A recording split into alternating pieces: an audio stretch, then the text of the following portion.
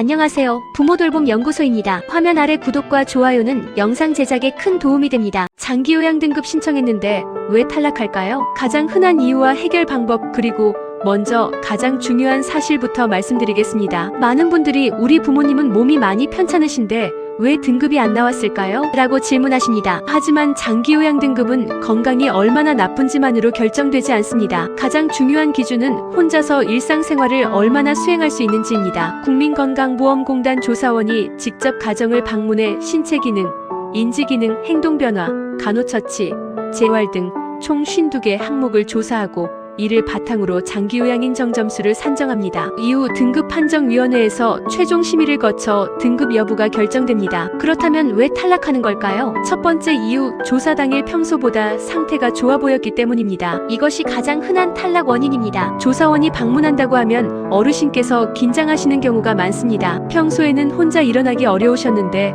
조사원 앞에서는 힘을 내서 걸으시기도 하고 평소보다 또렷하게 대답하시거나 가족들이 미리 옷을 단정하게 입혀드리면서 실제보다 건강해 보이는 경우도 있습니다. 하지만 조사원은 그날 확인한 모습을 토대로 평가할 수밖에 없습니다. 실제로 집에서는 거의 걷지 못하고 기어서 이동하는데도 조사 당일 잠시 걸으시는 모습을 보여 등급을 받지 못한 사례도 있습니다. 그래서 가장 중요한 것은 평소 생활 그대로를 보여드리는 것입니다. 억지로 더 아픈 척할 필요도 없고 반대로 괜찮은 척할 필요도 없습니다. 조사 전에 다음과 같은 내용을 미리 메모해 두시면 큰 도움이 됩니다. 혼자 화장실을 이용할 수 있는지, 식사는 스스로 가능한지, 목욕은 누군가의 도움이 필요한지, 밤에 자주 깨거나 배회하는지, 최근 낙상 경험은 있었는지, 평소 생활을 있는 그대로 설명하는 것이 가장 중요합니다. 두 번째 이유는 의사소견서가 충분하지 않았기 때문입니다. 방문조사 결과와 함께 의사소견서는 등급판정위원회에서 매우 중요한 자료로 활용됩니다. 특히 치매가 있는 어르신이라면 더욱 중요합니다. 예를 들어 단순히 기억력이 조금 떨어집니다 라고 적혀있는 것보다 최근 가족을 알아보지 못하는 일이 잦고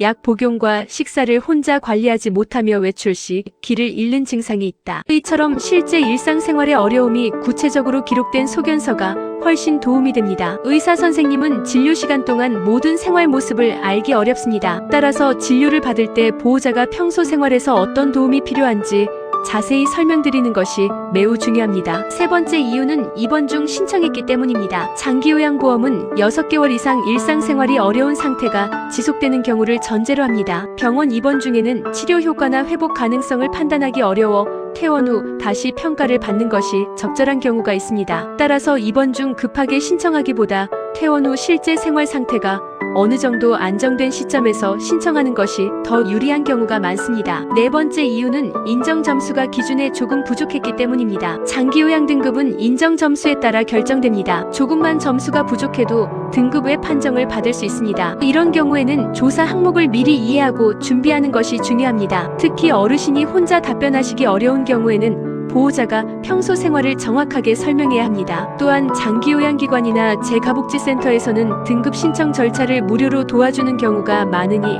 적극적으로 도움을 받으시는 것도 좋은 방법입니다. 탈락했다고 끝난 것은 아닙니다. 등급의 판정을 받았다고 해서 모든 지원이 끝나는 것은 아닙니다. 방법은 크게 두 가지가 있습니다. 첫 번째는 심사 청구입니다. 판정 결과에 이의가 있는 경우에는 관련 법령에서 정한 기간 안에 심사 청구를 할 수 있습니다. 두 번째는 재신청입니다. 시간이 지나 상태가 악화되었거나 새로운 질환이 생겼다면 다시 신청할 수 있습니다. 실제로 처음에는 탈락했지만 몇 개월 후 재신청하여 등급을 받은 사례도 적지 않습니다. 한 번의 결과가 영구적인 결정은 아닙니다. 등급이 나오지 않았다는 결과를 받으면 많은 가족들이 이렇게 말씀하십니다. 이제 우리 부모님은 방법이 없는 거겠죠? 하지만 그렇지 않습니다. 탈락에는 분명 이유가 있습니다. 그리고 그 이유를 알고 다시 준비하면 결과가 달라질 가능성도 충분히 있습니다. 조사 당일 평소 모습을 있는 그대로 보여드리는 것, 의사소견서를 꼼꼼하게 준비하는 것, 이 두 가지만 잘 준비해도 판정에 큰 도움이 될 수 있습니다. 무엇보다 부모님을 위해 끝까지 함께 준비하고 계신 여러분의 노력은